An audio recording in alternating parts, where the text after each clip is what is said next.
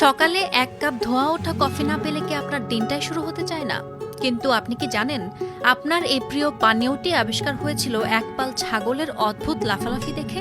ইথিওপিয়ার জঙ্গল থেকে আপনার হাতের মগ পর্যন্ত কফির এই পথ চলা যতটা রোমাঞ্চকর, এর বিজ্ঞান তার চেয়েও বেশি রহস্যময়। এক কাপ কফি কি আসলেই আপনার ডিএনএ রক্ষা করতে পারে?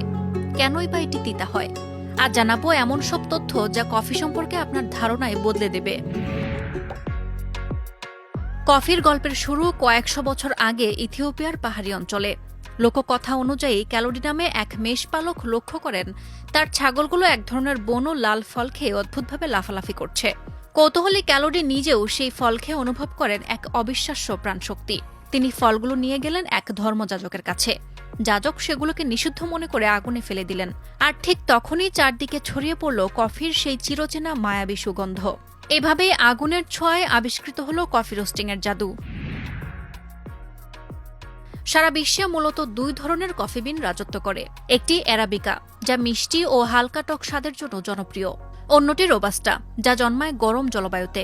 এতে অ্যারাবিকার তুলনায় প্রায় দ্বিগুণ ক্যাফিন থাকে এবং এর স্বাদ অনেক কড়া। আপনি যদি কড়া কফি পছন্দ করেন তবে রোবাস্টা আপনার জন্য, আর সুগন্ধি ও কোমল স্বাদ চাইলে বেছে নিন অ্যারাবিকা। তবে অনেকের মনে প্রশ্ন জাগে, কফি কেন তিতা হয়? বিজ্ঞানীদের ভাষায় কফির এই তিতা স্বাদের মূলে রয়েছে ল্যাকটোনস এবং ক্লোরোজেনিক অ্যাসিডের মতো কিছু জৈব উপাদান। তবে তিতা হওয়ার প্রধান কারণ হলো একে পোড়ানোর বা রোস্টিং এর ধরন। কফি বিন যত বেশি ডার্ক রোস্ট করা হয় তার ভেতর থেকে তত বেশি তেল বেরিয়ে আসে এবং এর স্বাদ তিতা হতে থাকে। এছাড়া পানির তাপমাত্রা এবং কতক্ষণ ধরে কফি তৈরি করা হচ্ছে তার উপরও এর স্বাদ নির্ভর করে। এবার আসা যাক স্বাস্থ্যের কথায়। জনস হপকিন্স ও হার্ভার্ডের মতো বড় বড় বিশ্ববিদ্যালয়ের গবেষণা বলছে কফি আপনার আয়ু বাড়িয়ে দিতে পারে। নিয়মিত 2 থেকে 3 কাপ ব্ল্যাক কফি পান করলে হৃদরোগ, হার্ট ফেলিওর এবং স্ট্রোকের ঝুঁকি অনেক কমে যায়। শুধু তাই নয়, কফিতে থাকা ক্যাফেইন আমাদের কেন্দ্রীয় স্নায়ুতন্ত্রকে উদ্দীপিত করে, যার ফলে মনোযোগ ও কর্মক্ষমতা বাড়ে।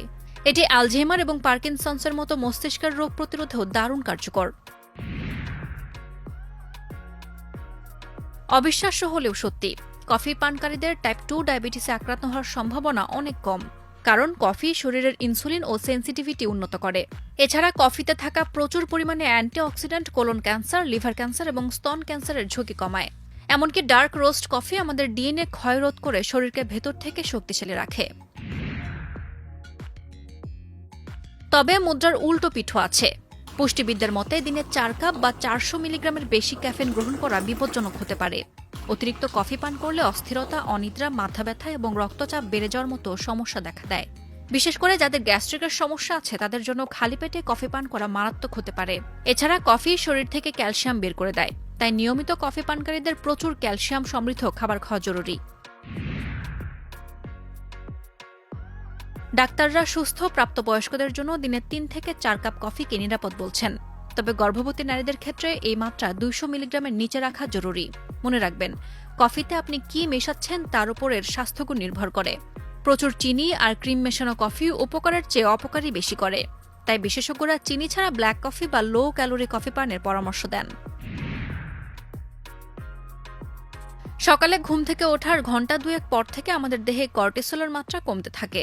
ঘুম থেকে ওঠার অন্তত 2 ঘন্টা পর কফি পান করা সবচেয়ে ভালো। কাজে উদ্যম এবং মনোযোগ ধরে রাখার জন্য এই সময়ের 1 কাপ কফি দারুণ কাজে আসে। চাইলে বিকেলের প্রথম ভাগেও কফি খেতে পারেন।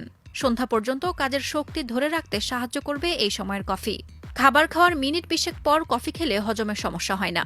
ওষুধ খাওয়ার 1.5-2 ঘন্টা পর কফি খাওয়া ভালো। তবে ঘুমানোর অন্তত 6 ঘন্টা আগে কফি পান করা বন্ধ করা উচিত, যাতে ঘুমের ব্যাঘাত না ঘটে।